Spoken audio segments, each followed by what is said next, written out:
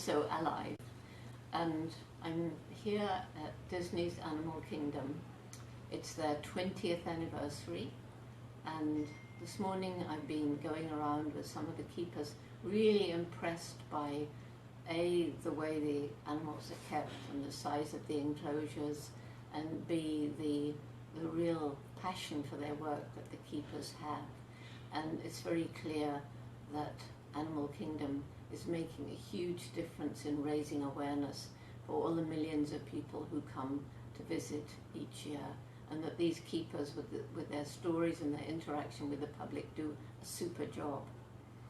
Disney Conservation has been helping JGI and Roots and Shoots now for a good many years. I've been their ambassador for some of the Disney nature movies like Chimpanzee and Bears, and the movie about the monkeys in Sri Lanka, temple monkeys.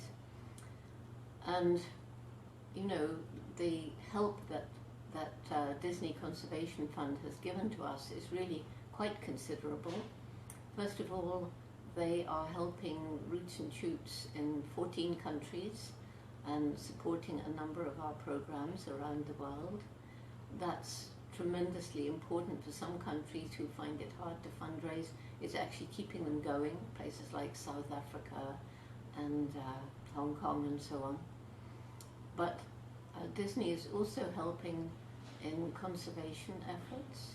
So as a result of doing the chimpanzee movie, the money for the first 2 weeks of that film from the box office was donated by Disney Conservation to help care for the chimps in our big sanctuary, the biggest sanctuary in Africa, in Republic of Congo, and that's Chimpunga.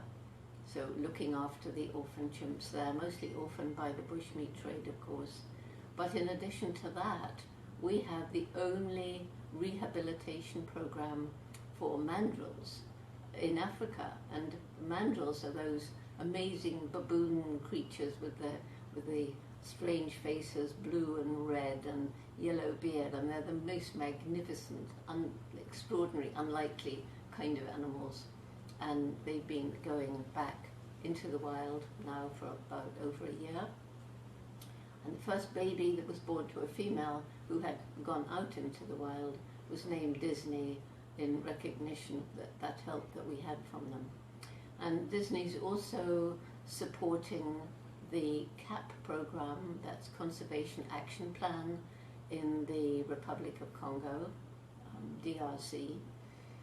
And that is a program that is helping not only chimpanzees but gorillas, and also working with local people. And it's definitely true, as we found out through our JGI Takari program, that only if you involve the local people, only if you improve their livelihoods if they're living in poverty, can you hope to actually conserve the wildlife and their habitat.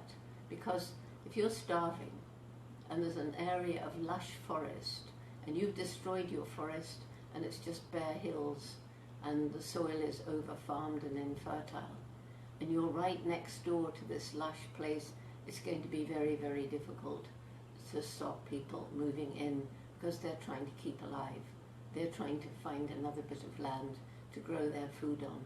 And it really works. We've discovered it really works, and the people we've been helping around Gombe and that whole area have now turned around and they're helping us to conserve chimpanzees. So we hope that this is going to happen in many African countries, and I think it's great that Disney is supporting us. Of course, I've had a very long relationship with Disney. Right at the beginning, when the animals were first moved to come, before Animal Kingdom was opened, there were reports in the newspaper that Disney was, you know, all these animals were dying, and people for the ethical treatment of animals actually took out a whole page in the New York Sunday Times saying, boycott Disney, they're killing animals.